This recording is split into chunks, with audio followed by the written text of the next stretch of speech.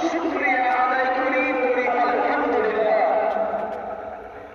শত কোটি দরুদ সালাম বর্ষিত হোক তাজদারে মদিনা আহমদ মুস্তাফা মুহাম্মদ মুস্তাফা জনাব রাসূলুল্লাহ সাল্লাল্লাহু আলাইহি ওয়াসাল্লাম, যিনি সর্বকালে সর্বযুগে সর্বশ্রেষ্ঠ যিনি বিশ্ব মানবতা একমাত্র মুক্তির দূত বা মুক্তির দিশারি, তিনি রাহমাতুল আলামিন, খাতিমুন নবিয়্যিন, শাফিউল মুজলিমিন, সাইয়্যিদুল মুরসালিন, তাজদারে মদিনা সিরাজুল মুনীরা, উসওয়াতুল হাসানা, নিখিল বিশ্বব্যাপী মানবে সর্বশেষ ধারক ও বাহক, তিনি তুলনাহীন, অনন্য, বেনজির, বিশ্বের সর্বশ্রেষ্ঠ দার্শনিক, পণ্ডিত, মহাপণ্ডিত, মহাবৈজ্ঞানিক, আমার নবী আপনার নবী, দোজাহানের বাদশাহ, বাদশাহর বাদশাহ, সরওয়ারে কায়নাত, মা আমিনার লাল, মরুর দুলাল,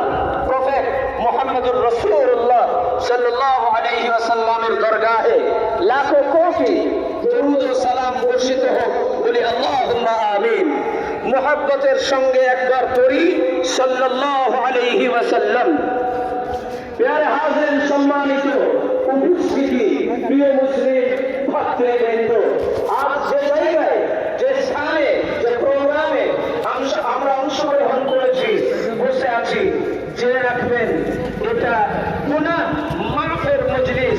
আল্লাহ রাব্বুল আলামিন ওয়াদা করেছেন যেখানে আমার দ্বীনি কথাবার্তা আলোচনা হবে, কোরআনি, ইমানি আর ইসলামী কথাবার্তা আলোচনা হবে, আল্লাহকে জানার চিনার বোঝার আলোচনা হবে, সেই জায়গায় আমার কোন বান্দা, আল্লাহ বলছেন আমার কোন বান্দা শুধু সেই মজলিসে এসে বসা নয়, আমার কোন বান্দা যদি সেই মজলিসে আসার নিয়ত করে, আমি মহান আল্লাহ তার বিগত জীবনের সমস্ত গুনাহগুলোকে মাফ করে দেব। বলুন সুবহানাল্লাহ।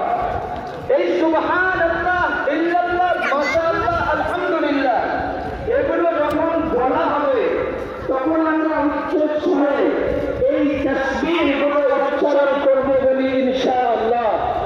এগুলো যেন মামুলি আর সহজ একটা শব্দ যেন আমরা না মনে করি।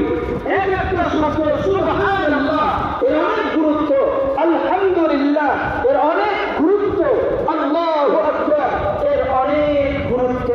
নবী আকরাম সাল্লাল্লাহু তাআলা আলাইহি ওয়াসাল্লাম একজন প্রিয় সাহাবীকে বললেন, ও আমার প্রিয় সাহাবী, তুমি জান্নাতে একটা গাছ লাগাও।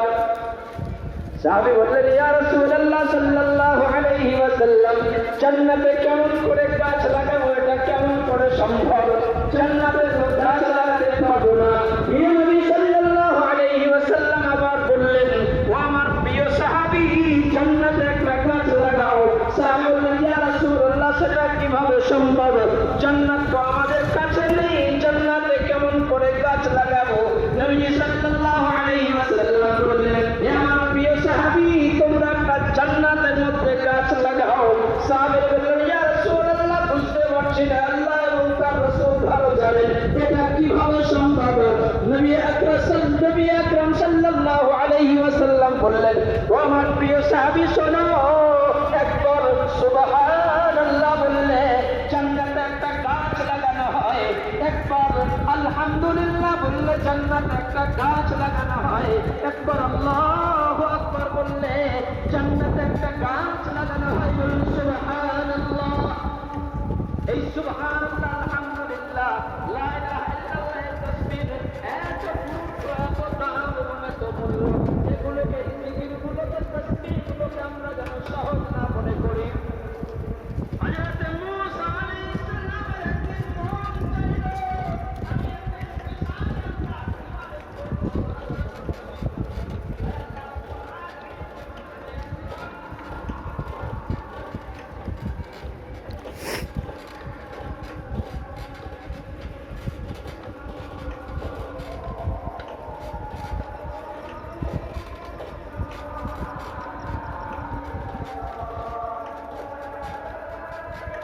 সোজা পাটুলি রোড, বাঁ দিকে অগ্রদ্বীপ ঘাট, ডান দিকে অগ্রদ্বীপ স্টেশন।